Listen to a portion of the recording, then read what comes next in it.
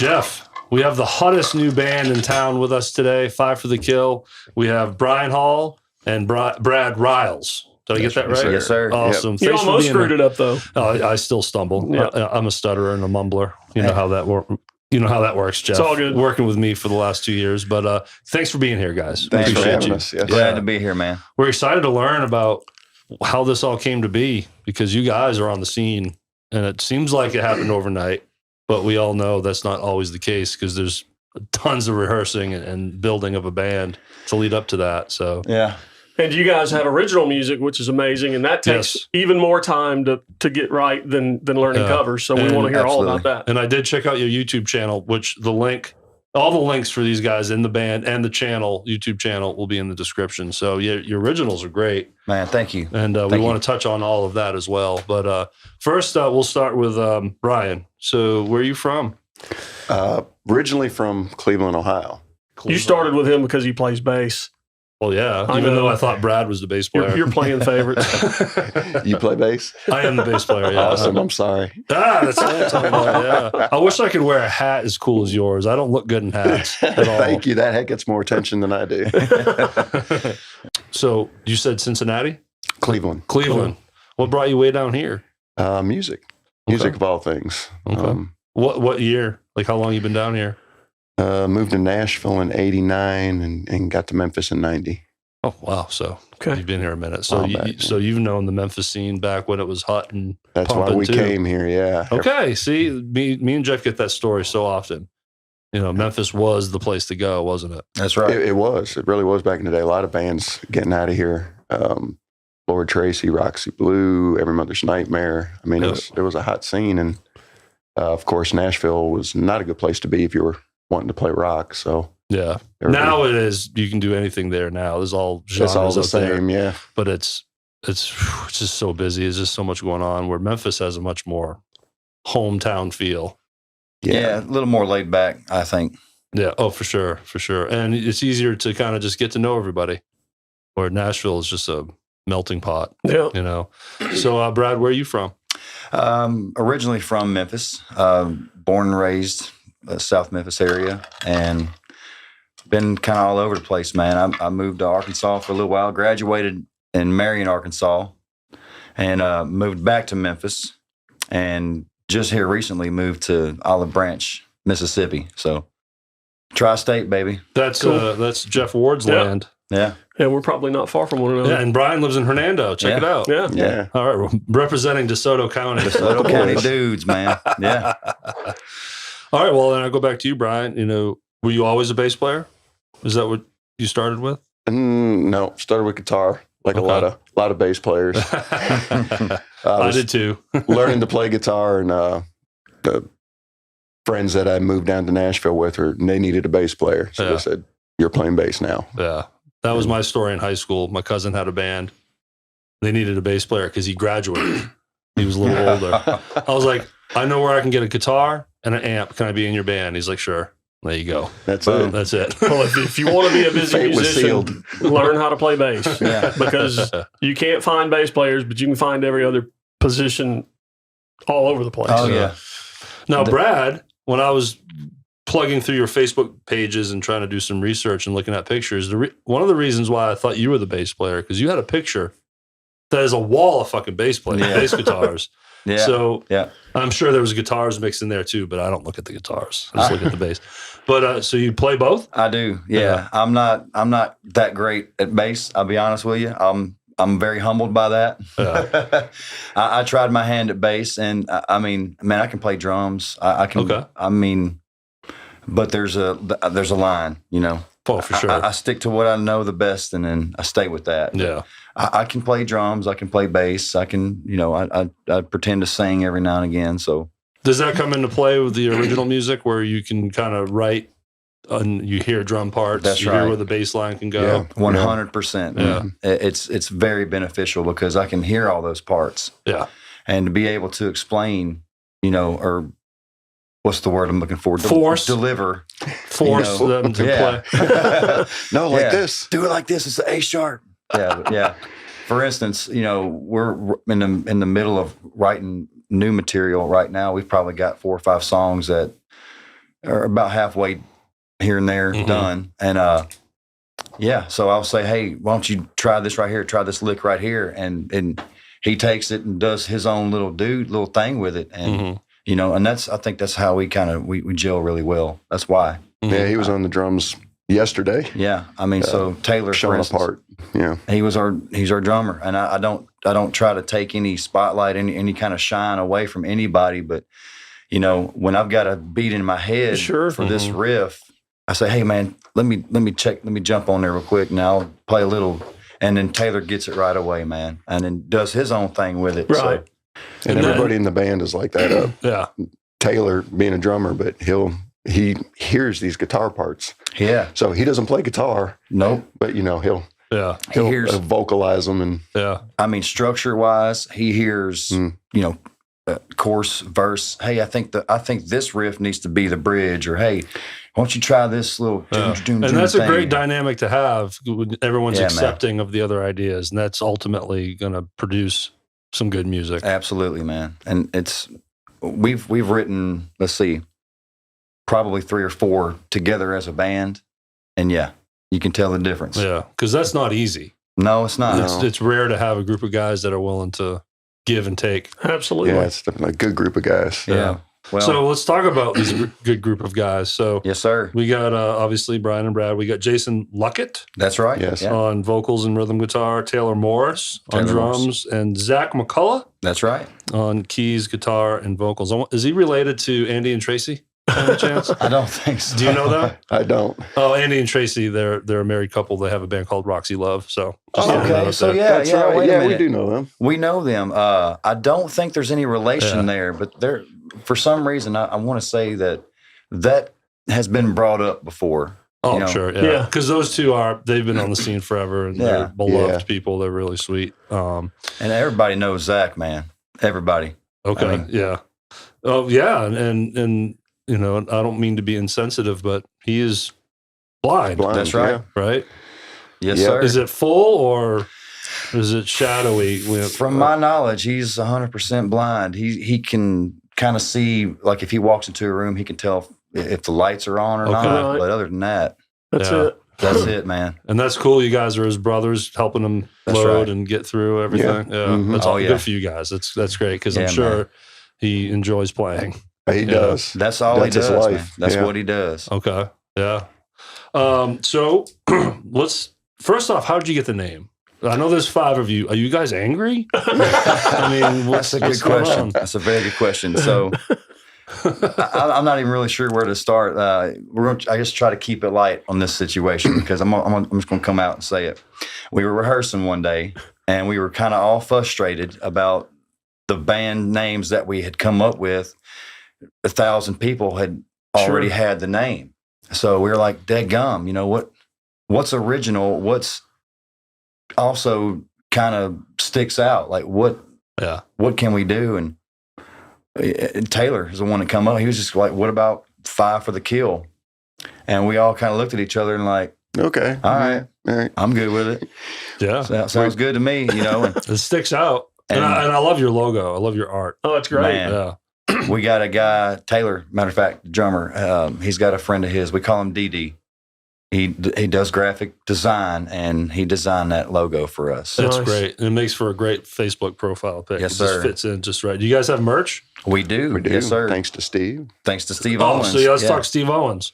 Yes, sir. So he kind of discovered you guys. We'll give him the credit. He discovered you, and brought you guys out from the garage. That's right. I'm telling you. He was definitely the flame to the fuel, yeah. If it was not for Steve, we would not be here today. Yeah. So I thoroughly believe that. Mm-hmm. So anyone that doesn't know, Steve Owens and his wife, Katrina Owens, are, prominent in the scene. They go to all the shows. Steve's always there to help people load gear. He's just one of those guys. He's there, man. And he knows everyone. So he clearly latched on to you guys, and he's got you guys working, doesn't he? Man, yes, he does. Yeah, he said, you want to play some shows? We were like, yeah. And I mean, 2 days later, he's got us booked. He's like, every you weekend. said you wanted to play. Yeah. And it takes bands a minute to get into Lafayette's too. And here you guys are in Lafayette's.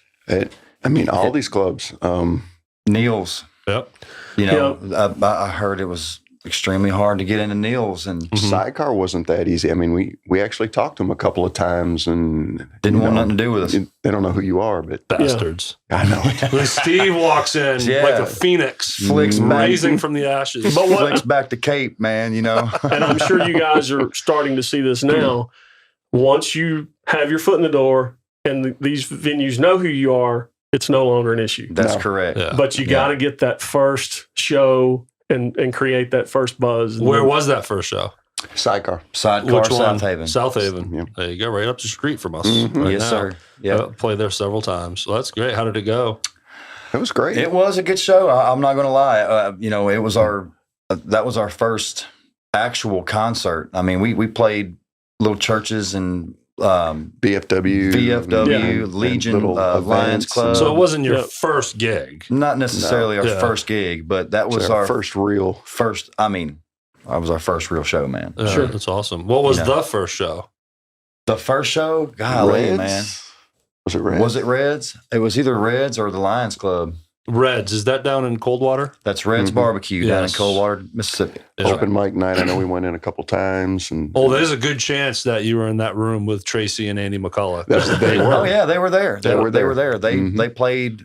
Matter of fact, they got on stage shortly after we did. We Mhm. shared the same stage together that night. She played my bass. Yeah, played his bass. She's a good Hung little down to bass her player. knees. Yeah, man. She's awesome. She's nice and smooth in that pocket. Yeah. I'm a big She fan sings of those guys. great. Second nature. Yeah, and our friend Chris Neely plays down there. Some open mic nights drummer.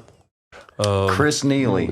I know that name. Why does that sound familiar? You know, he goes down there. No, probably not every week, but he frequents the place to go sit in, do the open mic deal. Okay, all right. So Chris Matula is who I'm thinking of. He is the guitar player for House Blend Band, Okay. who plays every Thursday at. Well, I'm not sure if they still do, but when we were first going down there, they were the House Band. Blend Band, yeah. House Blend Band. Uh-huh. Ted Alvarez. And Ted Alvarez. And then, so yeah, they were like, hey, man, put your name on the sheet. And it just started from there, man. And we've been going at it ever since. So same five from the beginning. Same five. So let's talk about the origin story. How did this come to be? All right. So I'll give it my best shot. Put you right on the spot. Yeah, man. So, okay. Myself, Jason Luckett, and Taylor Morris, we all three at the time, back in 2017 is when I believe this whole thing started. We worked at Eldridge Services, Heating and Air, all three together. And Jason, me and him were working together one day, and he said, hey, man, I'm going to go to my buddy's house after work today and play a little guitar, and you want to come hang out? And I'm like, well, hey, yeah, actually, I play a little bit and sing a little bit too. And so that's what happened. We met one day after work and hung out and played guitar and jammed out. And then it just started as me and him. I said, hey, man, I got some originals. He's like, well, I got some originals too. And we just kind of started swapping original music back and forth and started doing little harmonies here and there. And we really, really, really enjoyed it, man. I mean, What year did you say this was? this was 2017 Wow. So when I started working for Yeah. Carl. it didn't happen overnight. 5 No. years to be overnight. Yeah, that's what I'm saying. Yeah. So it's exactly that. It's an origin story, man. I mean, it kind of came together in pieces, you know. So it started with me and Jason, and then Taylor, drummer. Mhm. I was like, man, let me be your drummer, man. You know, let me be your drummer. We weren't even trying to go that route. We were just jamming. Mm-hmm. And finally, we was like, dude, yeah, let's just see what happens. You know, Taylor had a little drum kit, and we had a spot to jam. Mr. Carl Eldridge was letting us rehearse at the shop, you know, after hours. He may be the most important piece of the whole I puzzle. know. It's so hard to find a good rehearsal no space. Yeah. doubt about that, man. I mean, yeah, if it wasn't for that, yeah, there's no telling where we'd be right now. I mean, he extended his heart to us, man. You know, Still supports us. still supports us. Great. You know, I Mhm. mean, it's just it's incredible how this thing came to be, man. But so it started with us three, right? Now we got Taylor, and then shortly after that, Zach McCullough, Mhm. because Jason was in a band years ago called String Theory, and him and a bunch of other guys plus Zach were doing the damn thing, playing casinos and stuff. And so they go way back.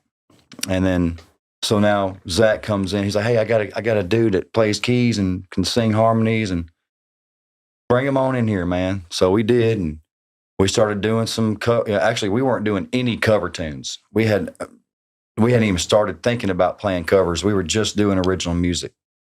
And every once in a while, we throw in that, Honky Tonk Woman or Brown Eyed Girl, or we just do a little something, some Haggard or something, kind of lighten the mood up, But so now there's 4, right? And then the best one for last. And saving the best one for last. That's right. So Mr. Brian here owns a company here in town, Cerberus Construction, which he can tell you all about that. Okay. They're great guys. And so Eldridge Services contracted through him, through Cerberus, did some heat and air work for him, Mm-hmm. So there we are, me, Jason, Taylor, all working on the job sites. And I see dude's got hair down past his ass. I was like, man, gotta be a musician. He's got to be a musician, So walked up to him, introduced myself, and said, hey, dude, do you play music by any chance? Well, yeah, I play bass. And then it was like the curtains opened. Yeah, there it is.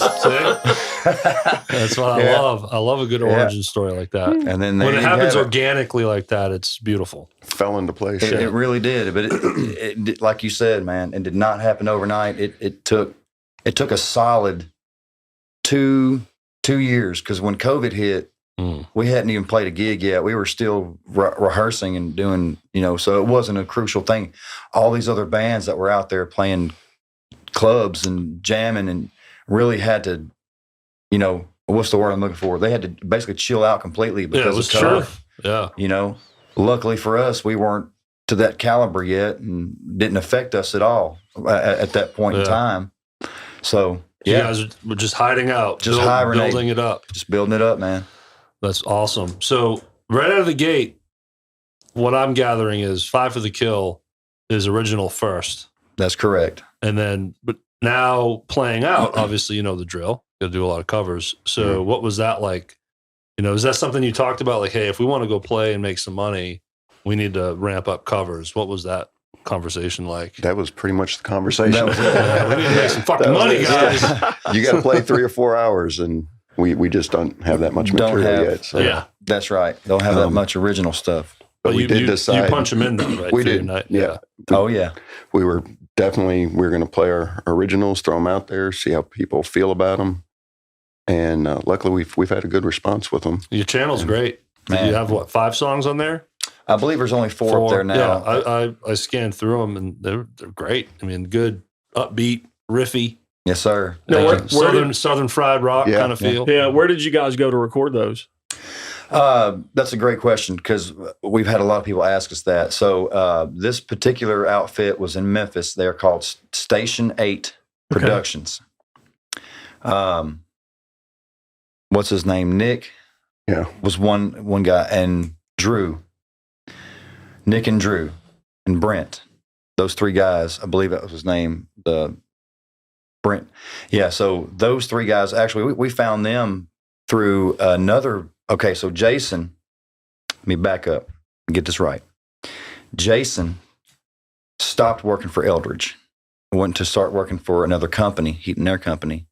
Met this guy that worked there, that also played music, and they had recorded some music through this particular production company. Okay. And we were just kind of trying to outsource information, like, hey, where can we go that's not just going to, totally bankrupt us. Sure. And have a decent product. Mm-hmm.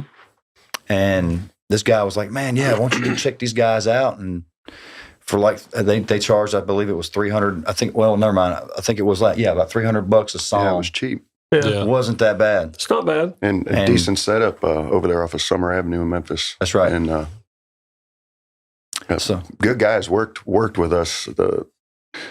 It was supposed to be kind of a one take altogether live. We had all intentions on going for in that there, kind of money, recording it live.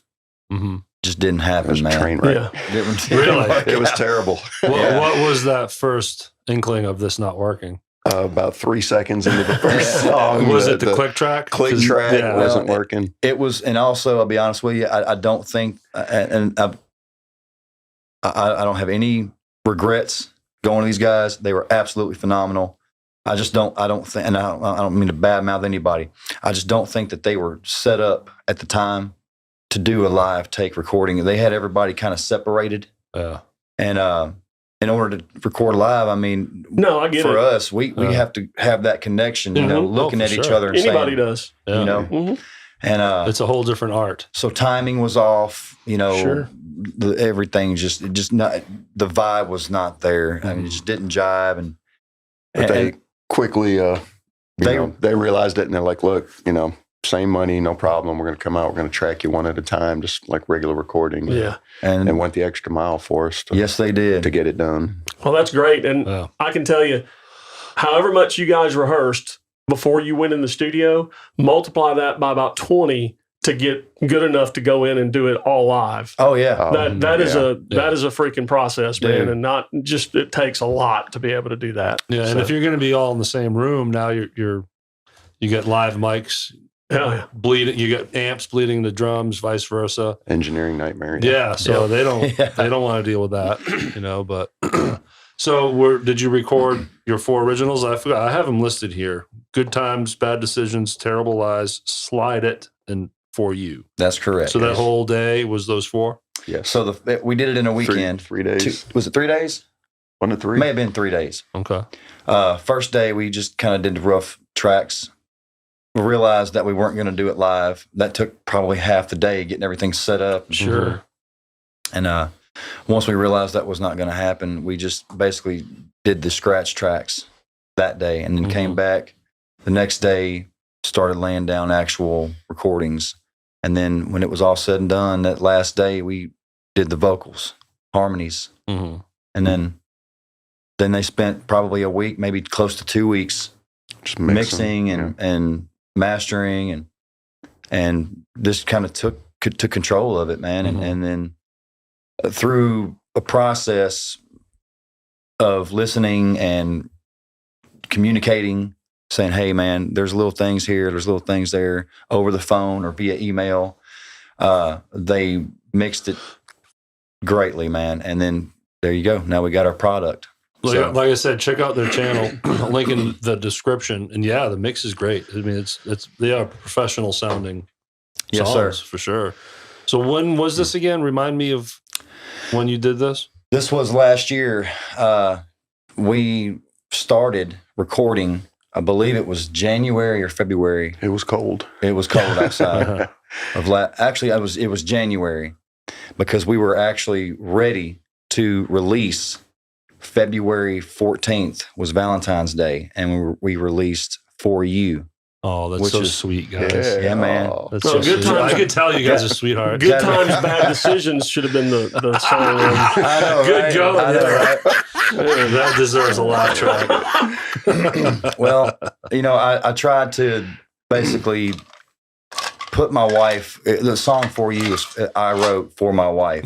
And really, we were just kind of trying to show appreciation for her, to her, you know, for not putting up with you. Yeah, basically putting up with me and putting up with the whole band situation. So that was a smart move. Yeah, that was a solid move. So she was tickled to death about it, man. My kids love the song, which is great, because I never would have thought that would be, you know, I mean, Daddy plays band. Oh yeah, whatever, you know, change channel. They're just not old enough yet. Trust me, they'll get there. Yes, they will. So let's talk influences. So we'll start with Brian. You know, growing up, who'd you dig? Who's some of your favorite bass players? I'm gonna show my age here. Do it, man. Well, you already did that when you said you moved to Nashville in the 80s. I think you already covered that. So going back to the 80s, I loved Scorpions and Rat. Cool. You know, I was into the hair bands back in the day. Have you met Jeff? Imagine that. Right? Kindred spirits. Were you listening to bass players early on, or was it just rock bands? It was just rock. I just liked rock. But no, wasn't really paying attention to bass players until you pick it up, and then you're like, oh, Yeah. bass is a thing. Okay. Yeah, it does exist. It is actually cool. I love it. I love it. I do not regret ending up a bass player. Yeah. How about you, Brad? So I'll start by saying, like, when I was younger, I had a handful of influences, like Chevelle, Crossfade, Stained, that kind of post grunge stuff when I was younger. And then as I got older, my influence, I guess you could say, they just evolved, for lack of a better term. Eric Clapton, Jimi Hendrix, started getting into that whole There's a good bluesy influence, which Blues Rock, Johnny Lang, Stevie Ray Vaughan, ZZ Top, man. But I try to throw a little bit of pop and stuff in there too. So I am from Memphis, so I try to throw that little neo soul kind of stuff in there too. So like Justin Timberlake, sure. He was just in town. Did you catch the show? Man, I just whatever was posted on the Facebook, people were sharing stuff on Facebook. It was a free show, right? I think so. Something kind of last minute announced, all of a sudden a free show at Orpheum. Yeah, I believe that was the case. I didn't. Yeah, I wouldn't know, but I heard he killed it, man. Oh, I'm sure. I would be interested in that. Yeah. You're going to get a great show and an intimate, like in a theater. Hell yeah. Oh yeah. Well, two influences that I thought I heard in your music. The first 10 seconds I listened to it, I thought I heard 38 Special. Oh, that's cool. And I thought I heard Leonard Skinner. Yes, sir. Yeah, Skinner. So Can't go wrong. I thought, man, and sometimes people don't like to hear that their music sounds like something, but to me, it's just an influence, and I hear that in your music, and to me, it works. Which song did you listen to first? What was the name of it? It was Good Times, Bad Decisions. Okay. Yeah. So a little backstory on that one. That is the brainchild of Jason Luckett. He wrote that song. That's his baby. Did it involve alcohol? I'm sure it did. All good things do. Oh yeah, I'm sure it did. That was such a random question. Good times, bad decisions. Absolutely. It's got to involve I didn't booze. catch that. Yeah. Yeah. So one of the lines in the song is one of my favorite ones in the song is, old girl walks into the bar and he kind of sees her and he walks up to her, tries to take her by the hand, and before he can even get out on the dance floor, old boy, her husband or old boy walks up, and he's about 6'5", didn't like the way I grabbed his wife, and it's like easy, big fella, easy, hold on now, good times, bad decisions. And I've been there. I'm sure there was alcohol involved in that situation. And then you got Terrible Lies. So who's fighting with who on that? So that's I wrote that song when I first started. That was probably one of my first songs I ever wrote. I was probably 18, 19. Okay. And again, going back to the influences when I was younger, kind of like the whole Chevelle, Crossfade, Stained type. You could probably hear a little bit of influences like that in that song, Breaking Benjamin kind of thing. That was about a really terrible relationship when I was a teenager. I couldn't tell by the title. Yeah. Terrible Lies is not going to be a love song. No, not at all. No.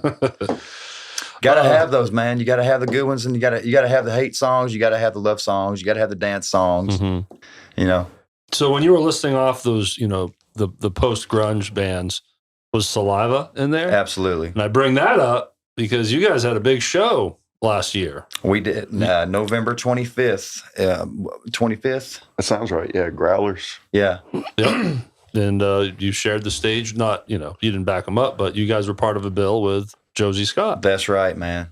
Were you the same night as Fever Tree? Yes, we were. So it was you, Fever Tree, and then Josie. Yes, Is that sir. how that went down? How'd that go for you? Went great. Excellent. Yeah. One of the best shows to date that we've played. How long was your set? 45. We played an hour.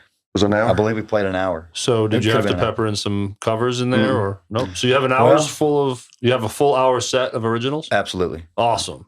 Now I'll say this: we didn't have to throw any originals in there, or not originals, cover tunes. We did do one cover. But we did one cover By request. by request from Steve Owens. All You right. got to say yes to that. And so, I mean, if it wasn't for him, like I said, we wouldn't Sure. have Did he request a good one at least? Mud Shovel by Stain. Oh yeah, he Oh, okay. Yeah. Well, good song. It wasn't Yeah. Wagon Wheel. That's No. good. That's good. Sweet home. Get out of here, Steve. Play You're that. fired. Play that funky music. You're fired, Steve. Thanks for all the hard work, but you got to go now.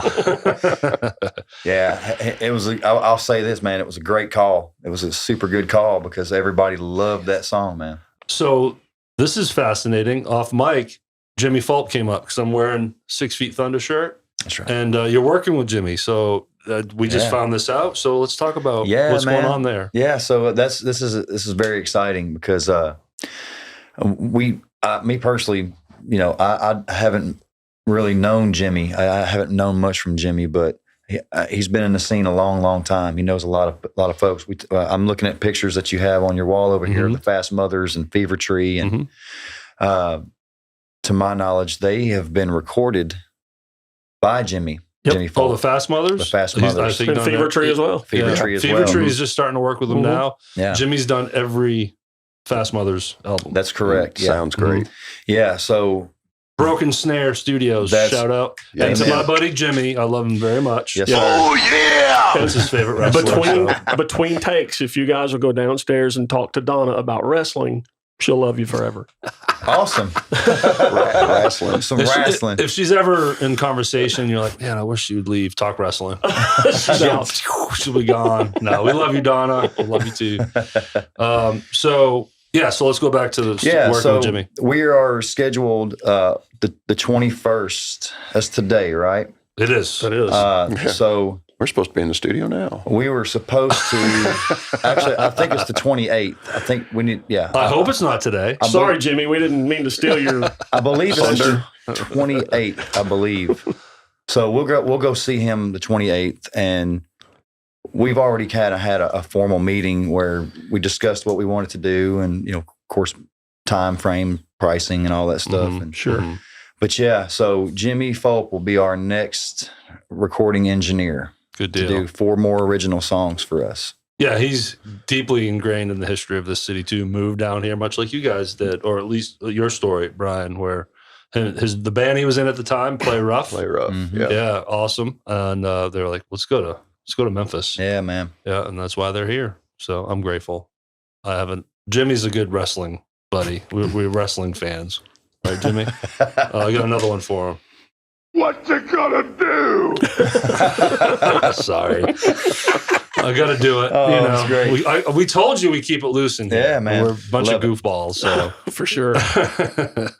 so let's talk about some upcoming shows. As this episode is being published, we're somewhere in February. So let's talk about some dates that you have coming up in March, April, and into summer. All right, so if we want to go back towards February, I'm not sure. You said this is going to air sometime like middle February? Yeah, somewhere in there. Yeah. So we've got February 16th at Hadley's, 9 to 1. And if it already happened, it was an awesome show. Good job, guys. Thank you for coming. And March 17th is another one at Hadley's. That's going to be a 6 to 10 time frame. Ooh, that's one we can go to. Nice. Yeah. So we got April 26th, I believe. Yeah, April 26th is also Hadley's. We've got May 17th at Neil's.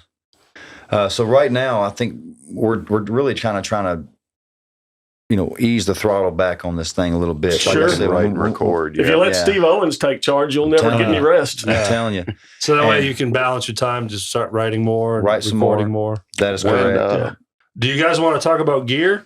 We got a lot of listeners that love some gear. Yeah. So what do you play, Brian? Got a couple Mesa Boogie 810s and a Carvin amp, which a friend of mine actually talked me into getting. I was playing Harkey, which I liked, but just temperamental. You said you had 2 810 cabs. 2 810s. I only use one. Nice. When That's I was awesome. on bigger Yeah. stages, I needed 2, but Yeah. one's almost too much right now. But the Carvin amp, I love. That thing's been a workhorse. Sounds great. It's got all the features. What kind of basses do you play? Spectre. Spectre. Okay. Yeah, I've got some old Fender, old Gibson basses that I love, but the Spectres are my go-to. Bread and butter, baby. Yeah. Now, do you play through any kind of effects at all, or are you just like Derek and you just plug it straight in and go? Play straight. Anytime I've tried to use effects, it's been disastrous. Yeah. Can't get them to stop when you want. Can't get them to start when you want. Yeah, no, I'm simple. I'm a simpleton. Yeah. Just Ampeg SVT 7 Pro Series. Oh, Yeah. SVT is. Yeah. I love SVT. Yeah, it does the job. Yes, And sir. it handles. It can be bounced around. Yep. They're rugged. They're Good to go. That's all I road need. dogs. Yeah. What about you, Brad? So I've got I play Epiphone Les Paul for my guitar. It's a traditional Pro 3. I bought from Carl, which Carl Eldridge. Mhm. I think he's still owner of the store, Melody Time Music. I do want to give a shout out to those guys. They've been pretty helpful for us too. As far as my amp, I've got a Hughes and Kettner half stack 412 Celestion speaker, just a solid state head, 100 watt, Mhm. and Sounds amazing. and yeah, I mean, honestly, I was playing through it was a 50 watt crate tube amp when this whole thing started, and that was great. Don't get me wrong, I loved it, but we had a gig at South Haven Sidecar, and we played under the water tower, Okay. outside under the water tower, Yep. and man, I cranked that dude just as hard and loud as it would go, and it just wouldn't get it there. Yeah. Yeah. Would not get it there. You didn't have the room to kind of help capture it. It just Yeah. And the louder I disappears. got, the more volume I could get out of it, the muddier it got. Mhm. And I, like I said, there's nothing wrong with the amp. I really honestly think that if it was like on a setup where it was mic'd and I could have maybe brought the volume down some, then it's an excellent amp. So I still keep that amp for smaller venues and things like that. Mhm. Sure. I just recently got a Reverend double agent guitar. That is a humbucker with a P90 Mhm. tremolo bar. Absolutely, just an incredible guitar. I love it. It's beautiful. Sounds great. Let's see, and I play about 4 different guitars is what I have on stage with me at all times. What about the 20 bass guitars you have at your house? Now that picture was taken a long time ago, man. So I don't have the basses anymore. Okay. Matter of Did fact, you give them all to Brian? no, I man. wish. I wish. So I generously gave them away, man. I mean, I had some Wow. folks. I had a buddy of mine. Matter of fact, Zach McCullough, the keyboard player in Mhm. our band, he owns one of those basses. But it was, and it's like I said, honestly, I stick more to the guitar. Mhm. So having a bass was great around. Just having, hey, that's cool. I'm gonna thump on the bass a little bit, but Thumping the beat. yeah, But you also need to back off. need to. You already kinda- got a bass That's player. right. That's You need right. to back it Fringing up. That's on my right. So I'm like, territory. man, I don't need this damn bass, man. Here, you take the bass, man. You brought up Zach again. And I'm glad you did because I wanted to talk about how he plays guitar. He puts it on his lap, Yeah. right? Yeah. And how is he? Because I've seen other players do Jeff that. Healy style. Jeff- Yes, Healy, there yeah. you go. That's right. Mhm. So that's crazy how he can do that. It's absolutely crazy, man. It blows me away. And he'll sit there and do that and play keys. Oh, yeah, my God. so he'll sit there and He will blow your mind to sit and just watch him. And he sings. he and sings. sings. Do you guys trade off leads, or Vocally, is yes. Jason pretty much the lead singer mostly? We trade off vocals, leads. So Because you got 4 in the band, right? that's right. Because Taylor doesn't sing, the drummer. Yeah, we don't give him a microphone. Cut the drummer some slack. Good. Yeah, yeah, But hey, yeah. Jimmy Falk, great singing drummer. Oh, yeah. Absolutely, man. And there's a lot of them in town here. Bones. Jacob Turner. Alan Boneyard. Boneyard. Shout out to him. Yes. Incredible, man. Yes. Man. Have you seen the Boneyard yet? Oh, yeah. Fuck Mhm. yeah. Played dude. with him at Neil's. It was Neil's. Yes. Oh, then shit. I was there. That's right. Yeah. Y'all were there. Yeah, I didn't meet you guys though. I didn't know you guys were there. Yeah. Yeah, I think we ended that show. We were the last ones to You play weren't that supposed show. to, but something happened with the scheduling. I had to roll out. That's right. I missed your set. I then went to see Yeah. Fever Tree at the place next to Minglewood. That's why Yeah. I had to leave out. So it was a day full of benefits. There's a lot going Yeah, on. man. It that day. was. Yep. Christmas stuff. Yeah, but shout out to Alan Bone and the Absolutely, Boneyard man. guys. Rock and roll, brother. Great job. Yeah. Sorry, I went off on singing drummers. But so yeah, so you got 4 vocals and you trade off leads. We do, yeah. So all of the originals that we have, we trade. Like Jason sings like 3 of the originals that we have. I basically sing the rest of them. For now, we're still trying to keep that incorporation where, you know, we trade off. Like we have a song, New Horizon, where Jason will do the first verse. We all come in harmonizing 4-part harmony on the chorus, and then the second verse comes in, and I take the lead. Cool. So we kind of swap. You know, That's neat. man, it's great. It resets the eyes too as you're watching. It Yeah. moves people around, and with 4 leads, helps the old throat, doesn't it? Absolutely, And the man. voice. You kind of Yes, Yeah. sir, it does. It's very, very helpful. like when you see, like again, 6 Feet Thunder. I'll bring that up again. You know, it's 5 mega singers. They all are lead singers, Yeah, and they can just go around the horn and That's just right. take Yeah. their turns. You know, and it's remarkable. It is. I'm not a singer at all, so it's just so cool to watch and listen to. Real good vocals. Do you guys remember? And I know you remember because I was with you. You took me to see this band. It was He's pointing to Jeff, by the way. yeah, Jeff Ward over here. The Fifth Kind. Oh yeah. Oh yeah. Oh yeah. You know, Jimmy ended up playing drums for Fifth Kind right before they disbanded. I Yeah. did not know that. No. Hell yeah. I did And not know that. there's a huge push to get those guys back together.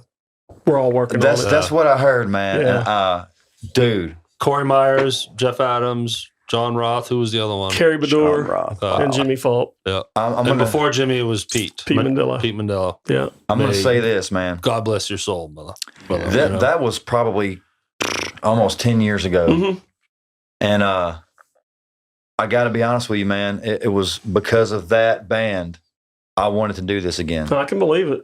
They were just nothing but superstars in that band. Dude, I was blown away, Yeah. man. I don't know if you guys are familiar with those members, but John Roth plays for Winger That's and right. Starship. That's right. Jeff Adams plays for Starship.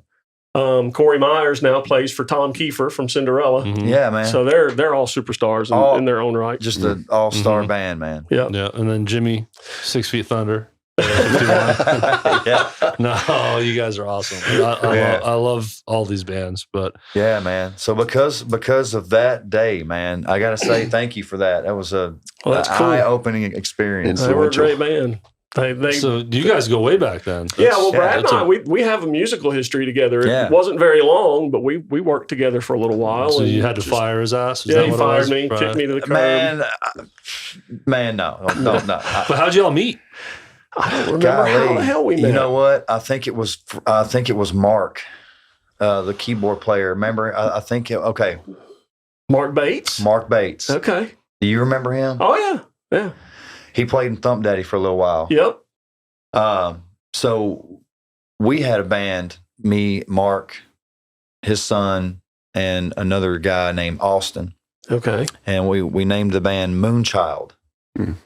And we were playing clubs. We were doing the dang thing, man. Right. But it just didn't work out. Right. And so Mark started jamming with you guys. Yeah, he came to my house a few times. And so Mark was like, "Hey, man, why don't you tag along? I'm going over here with these guys over here. They need a singer." Okay. And I don't know, man.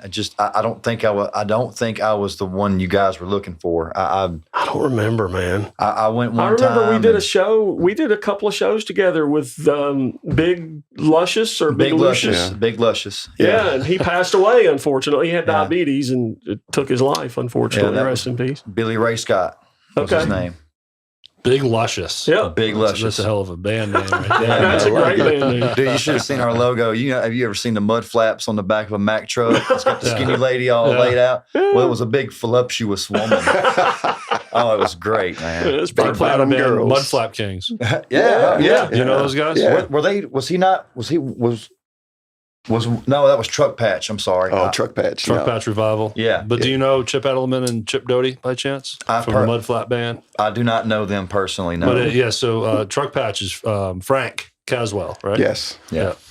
Or was him that and Sam? Yeah. Wasn't Nick Garrison in that for a minute? That was a different band. No, Wow. it's different. You know Nick? I do know Nick Garrison.